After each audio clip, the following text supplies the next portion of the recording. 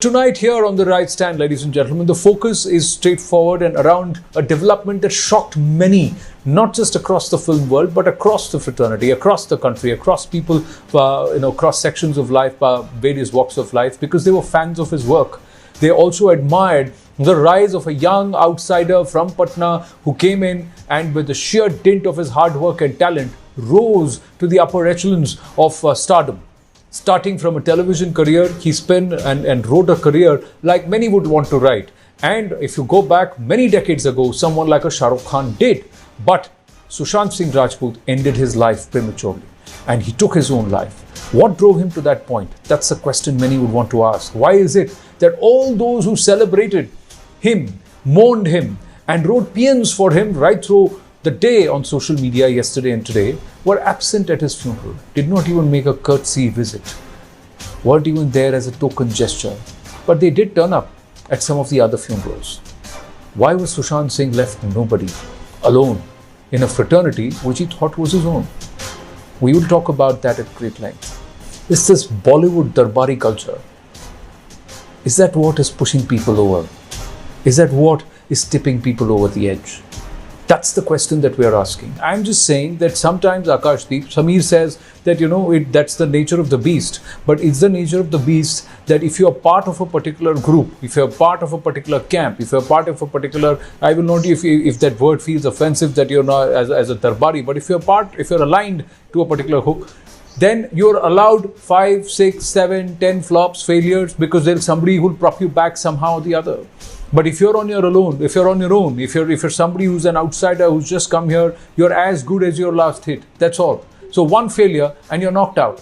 One failure and it's like a ladder. It's in snakes and ladders. 99 pe the, aap 0 pe aa gaye. Phir se. No, I don't think it's really as strong as that, Anand. Initially, you come into this line, look at an Akshay Kumar or a Shah Rukh Khan or even a Kangana. This is not nepotism. They all just came to make it on their own. You struggle, you give a decent film, you get 2 more, they flop, you struggle. And then gradually, you're probably working with better people. As you get more room around your success, you choose your scripts, you choose your people, and then you're getting a better team, a more successful team around you. Therefore, your products tend to hit bullseye more often, and then you become a star. Once you've become a star and you've sustained yourself over a particular period of time, it is only then that you have the liberty of surviving after a couple of flops too. Otherwise, box office rules our industry. It's a big money game. Any actor whose film has got a good ROI is going to get more options. And then it's up to the actor to choose from those options available to him. I want to take this opportunity firstly to discount a lot of theories going around today, especially on social media and especially by the Aam Aadmi, the masses who like Sushant, who've gone to see his films in the theatres, who seem to all subscribe to some male Insta circulating that, all the big wigs of Bollywood, shunned him and stuff like that. And they've thrown names like Aditya Chopra, Karan Johar, Sajid Nadyadwala and all. Now, I just want to remind them that Yash Raj Films have an acting management company, talent company that was handling him. So first and foremost, Yash Raj did not shun him. They had him on their rolls. Secondly, it is true Sanjay Leela Bhansali approached him for a film. I think it was Ram Leela. But it was not that he was told to avoid him. It was that Yash Raj had blocked Sushant Singh for a major film called Pani with Shekhar Kapoor. Therefore, the dates did not match.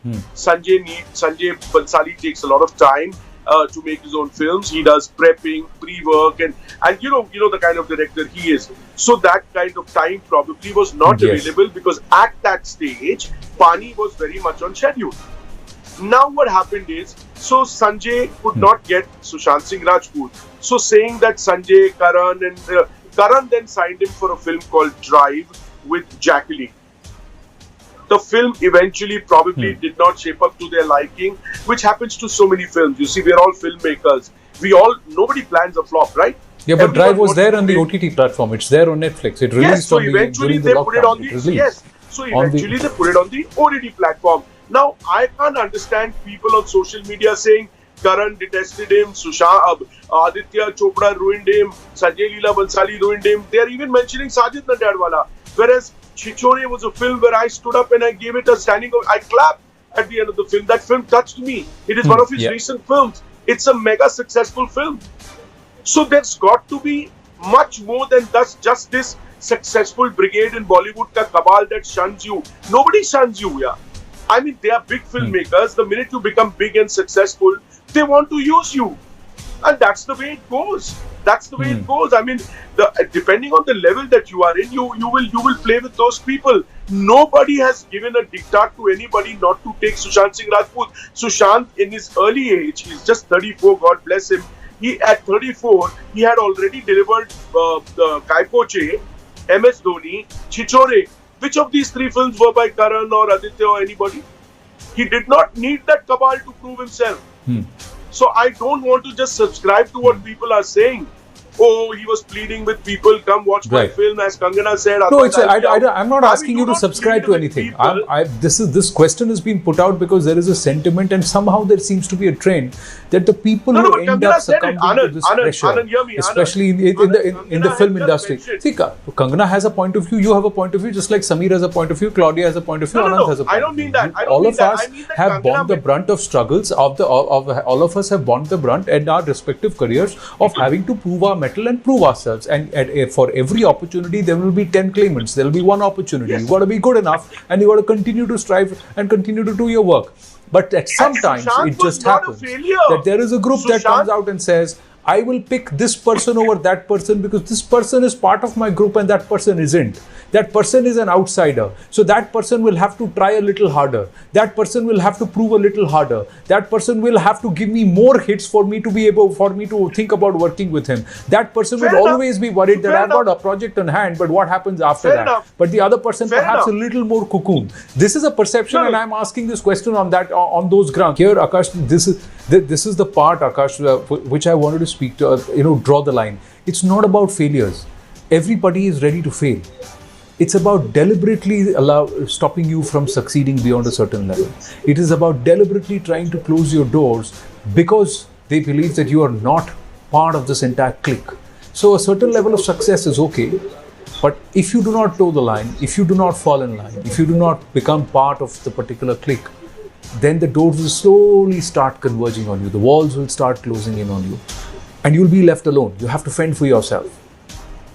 That's the part where they make a failure out of a successful person, where they deliberately tell a person, we will not let you succeed. Till the time you fall in line, you're part of a clique. Isn't that true in Bollywood? Anand, tell me, I'm losing your audio. Anand. No, go ahead. I'm waiting for you to answer. I can hear you. Yeah, I'm saying I don't really think that there is such a cabal in Bollywood that has the power to stop your success. Look at people like Akshay Kumar. They never worked with the names that you're talking about until they proved themselves over and over again and became brands. See, it's a difficult profession to be in, but talent is what see, frankly, Akshay, after a point in time, took everything into his own hands. He produces, backs his own movies. But that is today. It is his own banner. A lot of people, the moment they touched a certain level of success, started branching and created their own trees for themselves. No, I'll tell you. See, this is only when he's reached this position of power. Not otherwise. He has done films with lesser banners, minus the cabal, reached a level, got into a position of strength where that cabal started signing him. He's currently doing a film with Aditya Chopra, Akshay. He's now working with Karan.